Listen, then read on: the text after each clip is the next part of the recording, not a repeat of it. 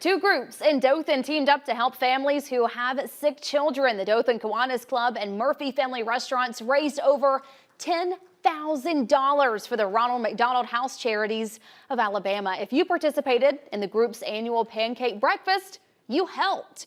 The CEO of the Ronald McDonald House in Birmingham says the donation will make a huge difference in the lives of families like those in the Wiregrass who have to travel to Birmingham for their child to get essential medical care. The impact that this community makes in contributing to this pancake breakfast and going to McDonald's and rounding up your purchase is almost immeasurable. We start at zero every year at raising $3.5 million to serve the families at the house.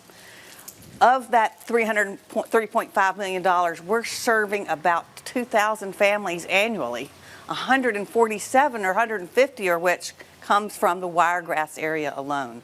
So the impact this makes is just incredible. Perfect. Good. That's pretty much all. Yes. Right. Okay.